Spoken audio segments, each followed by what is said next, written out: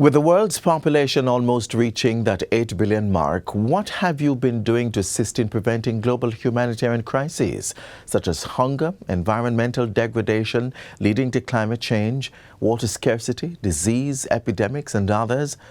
This World Population Day, let's make a change to commit to making the world we live in a better place. Let's do what we can with the resources we have and work in teams in our homes and communities to lessen the negative impact we have on our environs. Let's share with our neighbors and the less fortunate and help make the world a better place, one person at a time. Hello there. Welcome to Jamaica Magazine on this triumphant Tuesday. After all, Tuesdays represent the chance for new beginnings and new perspectives. I'm Adrian Atkinson. We have much more coming up after this, our quick break, so please stay with us. Setting things right, this Honourable House passed legislation against sexual harassment. My intention is to set Monday, July 3 as the commencement date of the Sexual Harassment Act. For years, there have been complaints about sexual harassment, and we did not have a legislation to address this, and so persons were suffering in silence. Know that the act is here. It says if you harass someone, you will pay. The law comes into force on July 3, meaning everybody is required now to take it seriously. Everyone should know that there is a process. You have been harassed, you go to HR. Give them all the information that is possible. When it happened, where it happened, all the details, if there's anybody who was a witness. HR has 2 days in which to inform the person that there's been a complaint against them. They have 14 days in which to do an investigation. And if nothing is done, the person can now take their complaint to the tribunal. If the case is brought before the tribunal and the person is found guilty, the penalty for that is up to $1 million Jamaican dollars or imprisonment. The tribunal is housed within the Ministry of Culture, Gender, Entertainment and Sport. Persons can know that if they have a complaint, they can go to the tribunal. It will be taken seriously and it will be confidential.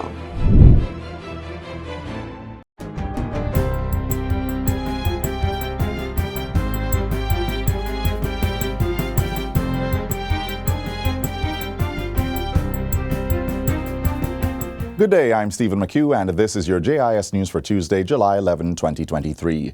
CEO of the National Works Agency, E.G. Hunter, is to provide direct oversight of the South Coast Highway Improvement Project to ensure its timely completion. The NWA executive was given the directive by Prime Minister Andrew Holness following several delays on the project. As part of his mandate, Mr. Hunter is to ensure that the contractor, China Harbour Engineering Company, meets designated targets.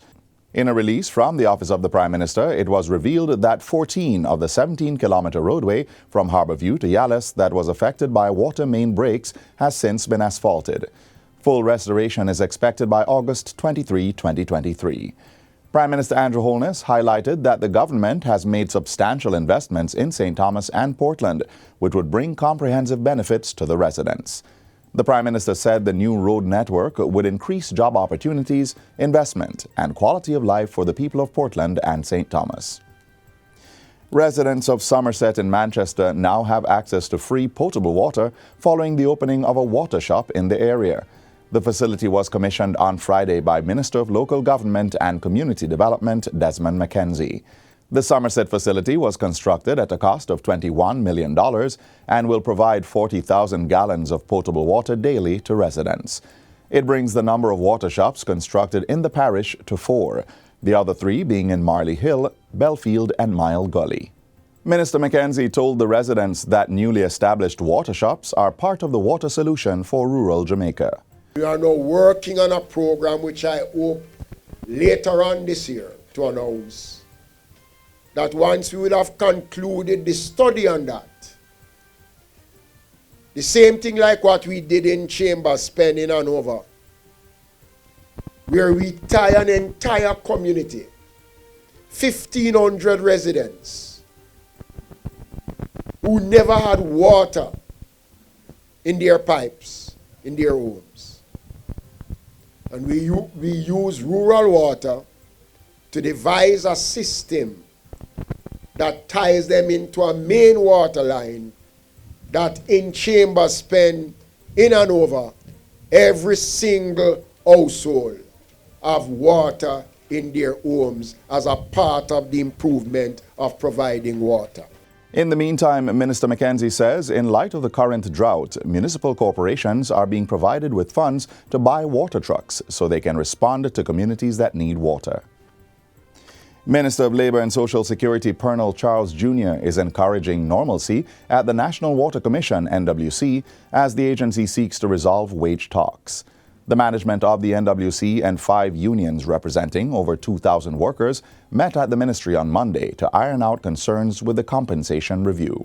Following several hours of conciliatory talks, the parties have agreed to further review the management's revised proposal and to resume talks at the ministry on Wednesday, July 12, 2023 at 2 p.m.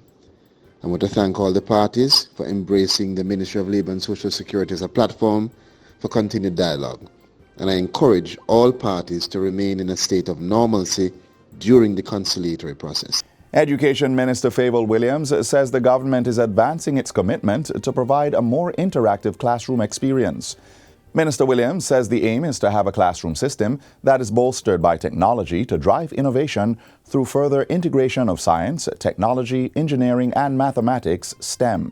She says the process has begun with the outfitting of IT labs at the secondary and primary levels with state-of-the-art laptops. When we visit our classrooms, especially in our secondary schools, but also in our primary schools, we want to see a different configuration in how the class is set up.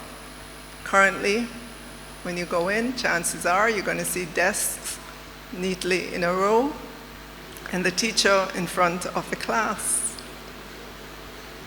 We want to see those desks rearranged so students can work in small groups. Minister Williams was speaking recently at the Micro University STEM Century International Conference.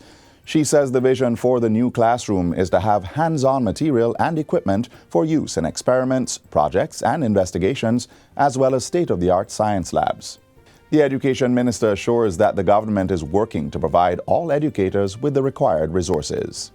In our STEM journey, discrete or integrated or both, we must have STEM teachers, an educator who specializes in teaching the subject. We stand here today to say over 13,000 of our teachers in our primary schools and secondary schools have laptops, and we're only 50% of the way there. We will continue to outfit all our teachers with laptops. Meanwhile, the Education Ministry will be adopting a strategic and integrated program to help students transition from tertiary education to the workforce. The aim is to meet the needs of the labor market. According to Portfolio Minister Favour Williams, the preparation will start from the pre-primary to secondary level with a standardized curriculum.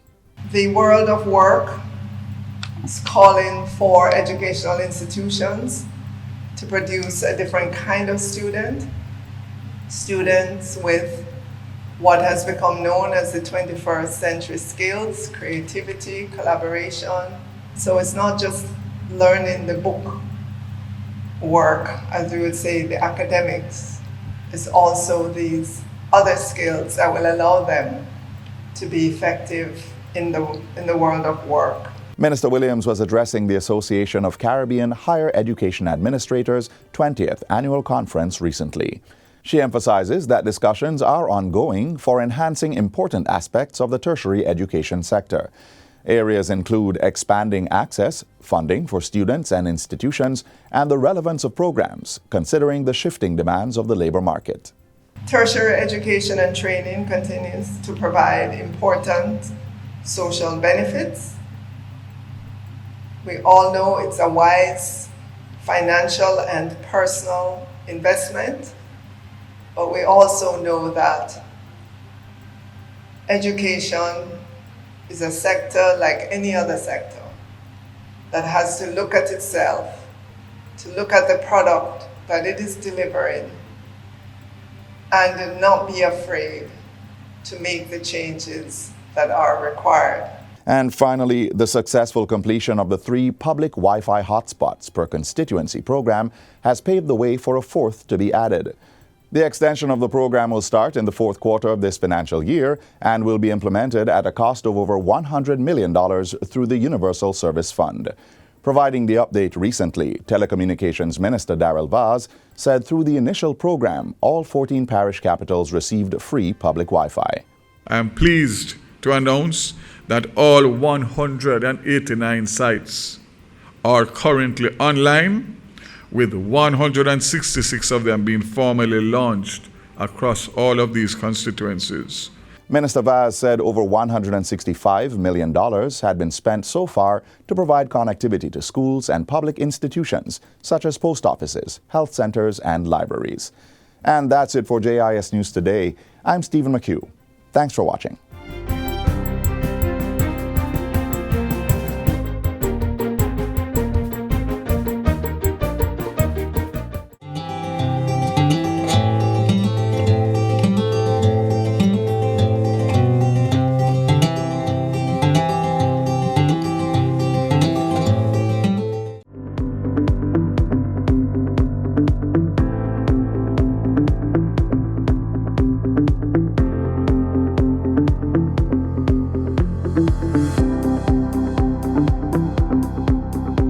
Prime Minister Andrew Holness participated in the 50th anniversary of CARICOM's establishment, lobbied the United Nations Security Council on the crisis in Haiti, and endorsed CARICOM's position to amend the revised Treaty of Chaguaramas. You're watching Jamaica House Weekly. I'm Marjorie Gordon.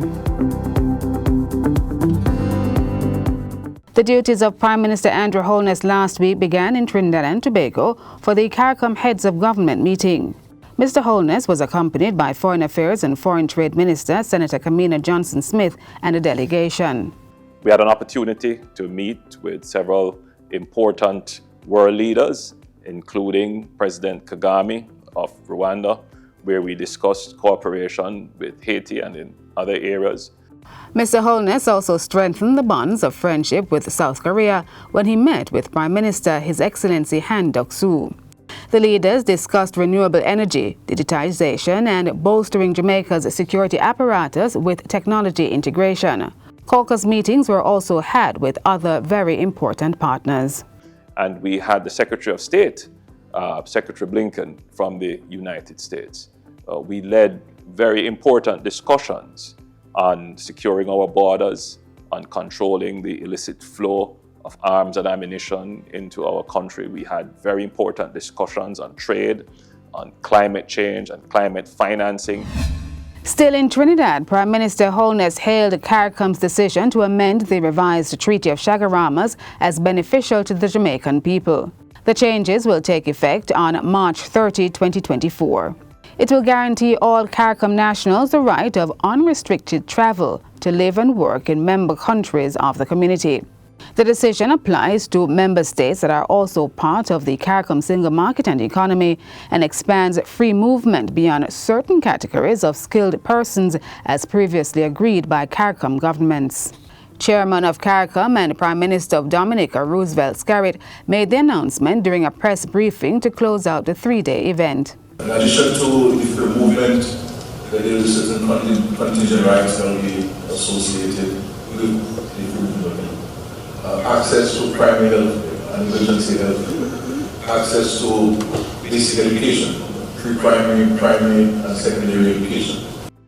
These are in addition to the existing right to Social Security for skilled nationals. A financing arrangement has also been agreed to fund the availability of those social services in all member states. While in the Twin Island country, Prime Minister Holness joined other regional leaders in celebrating 50 years since the establishment of the Caribbean community, CARICOM. The leaders symbolized the group's fortitude and strong foundation with a time capsule initiative. Each signed a document that was sealed in the time capsule, which will be opened in 50 years' time. The heads of government also pledged their support for environmental preservation with a tree planting ceremony. It is our duty to give hope to those suffering in Haiti. That was Prime Minister Andrew Holness advocating the call of CARICOM for solutions to issues facing the Haitian people. He was addressing the United Nations Security Council meeting virtually on Thursday. It is imperative that we move beyond the rhetoric of solidarity with Haiti to implementing strategic and targeted action that will allow Haiti to make tangible progress. One of the recommendations is for the UN's integrated office in Haiti to be sufficiently equipped and for strong support to be provided to the Haitian National Police to combat the rising violence and restore order. CARICOM called for a UN Security Council resolution to effect multinational security measures with the appropriate jurisdictional mandate as soon as possible. Mr. Holness stressed that addressing the security emergency also meant dealing with the food crisis. There can be no peace among people who are hungry. To provide immediate relief, it is imperative that the humanitarian response plan is properly funded. We urge humanitarian partners to massively scale up financial assistance, including investing in Haiti's agricultural capabilities for food security and resilience strength. Closing out the week, Prime Minister Holness was at the National Stadium cheering on the athletes at the national trials. The senior athletes were vying for spots on the country's team to the World Championships Games in Budapest, Hungary in August. Mr. Holness also congratulated the Reggae Boys on securing a well-deserved victory against Guatemala. The boys now advance to the semi-final round of the World Cup qualifying stage. And that's it for Jamaica House Weekly. Be sure to join us next time for more of the news stories coming out of the office of the Prime Minister.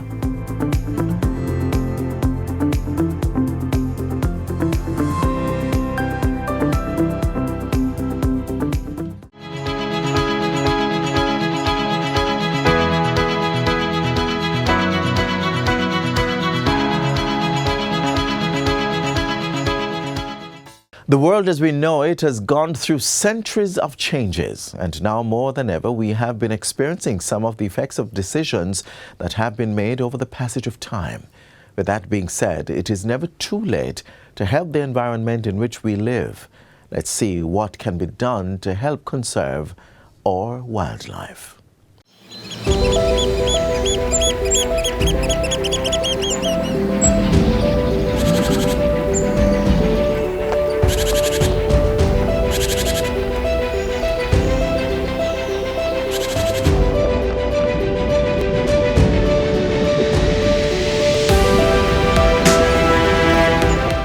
Bow your ears for a bit. Hear the trees wailing or the leaves grabbing your unwanted carbon dioxide. Insects making a shrilling sound and the tuneful noise of some unnamed and rarely seen creature reverberating within the bushes. Now open your eyes a bit wider. Watch ants band together in groups of hundreds, or wasps gathering wood shavings to build their next home, and birds preparing some sweet meal for your liking. All these make up the wildlife, those organisms that grow or live wild in any area. Wildlife conservation is an attempt to preserve either a species or a population of a particular species, and by doing so, you in effect are also preserving its habitat because the species doesn't exist on its own. And there are different types of conservation. You have what they call in situ conservation, which is conservation within its natural habitat, and that is usually the aim of most, if not all, conservation efforts. And you have ex situ conservation, where you're trying to preserve the animals in a not so natural state, for example, in a zoo or in a controlled park area. And again, the goal is usually when their natural habitat is improved or protected in some way, then they try to repatriate those species back into their natural habitat. And preserving the wildlife should be an important part of the human agenda. Here's why. It promotes the continuation of native plant species. Small animals like bees, butterflies, and our very own doctorbird play an important role in food production. Conserving these animals, protecting these animals, means that we are ultimately helping in pollination. It increases medicinal value. Plants are a major source of medication, but so too are animals. Take, for example, how research shows that the venom from the cobra can be used as an ingredient in making the medications for leprosy, or how lobsters can be used as antifungals. It's a way to preserve our heritage.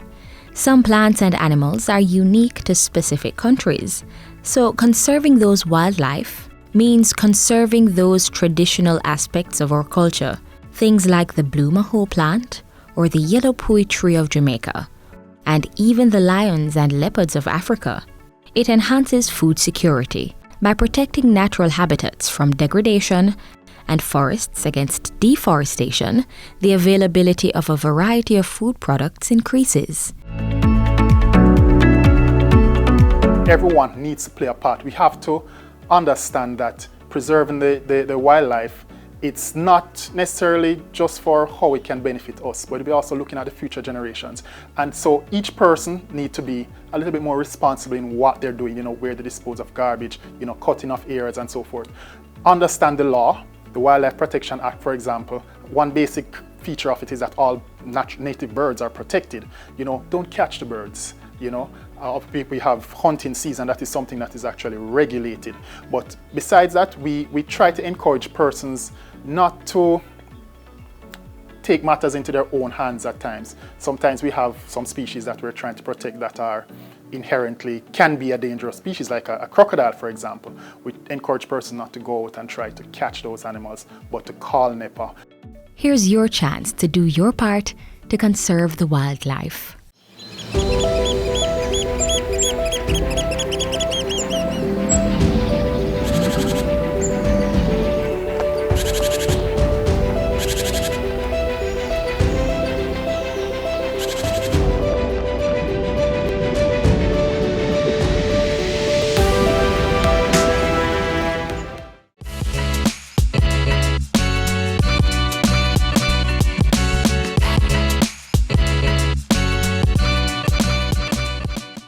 Did you want to see me broken, bowed head and lowered eyes, shoulders falling down like teardrops, weakened by my soulful cries? You may shoot me with your words, you may cut me with your eyes, you may kill me with your hatefulness, but still, like air, I rise. That was an excerpt from the poem Still I Rise by Maya Angelou. And now let's see these women rise and live authentically in their skin, their beauty, and their stories.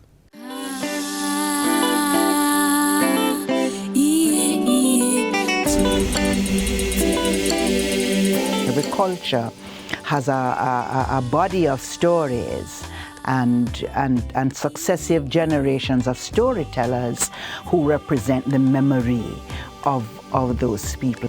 And so, understanding who we are completely entails releasing any doubts we may have about ourselves.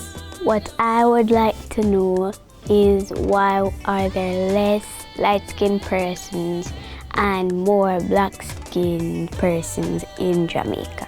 To understand more of where I'm from and be more conscious. I don't think you can ever be too conscious. Why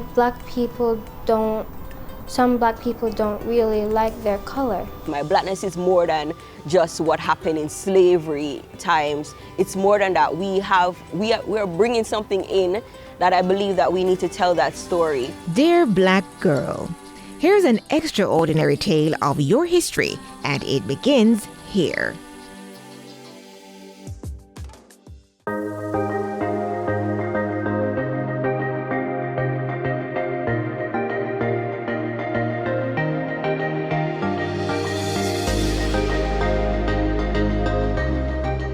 Most black persons would have come to this region through the process of enslavement. And so that has shaped a lot of our experiences, our cultural experiences, our physical experiences as well. So we can't deny that. But I think that what really should be noted for Jamaican and Caribbean women is that we've had an experience too of resisting. So resisting enslavement, resisting encroachment on our bodies, these types of things are part of your experience as well.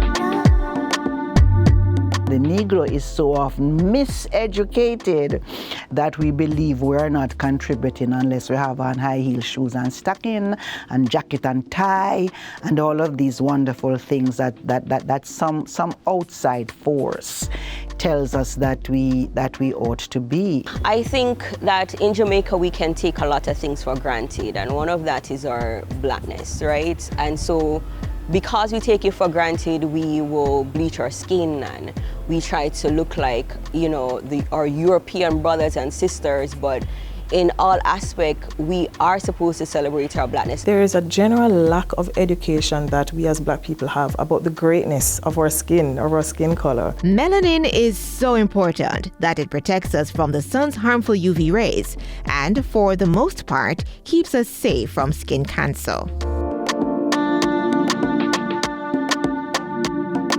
My blackness is unique.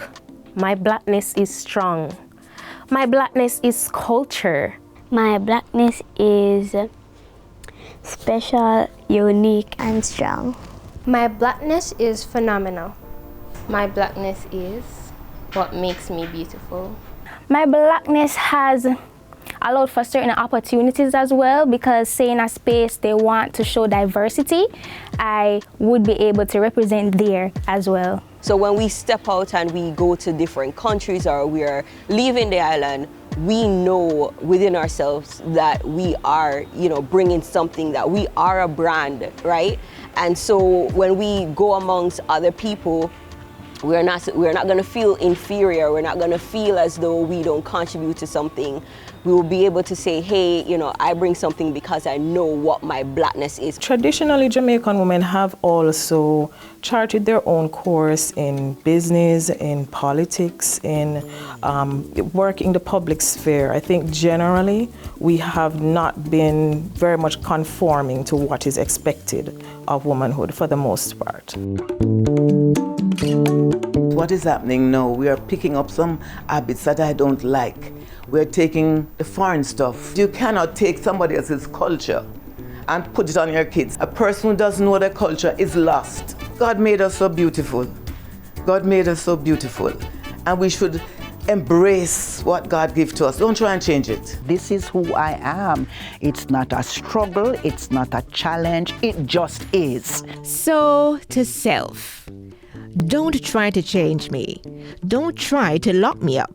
For my ancestors have said it, and I believe in it. Black girls are exquisitely beautiful in every shade.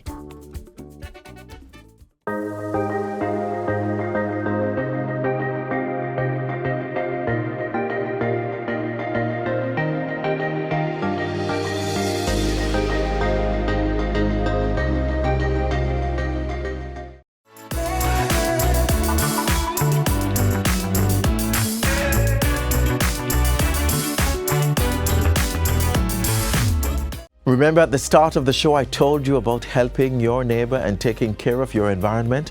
Well, it doesn't stop there.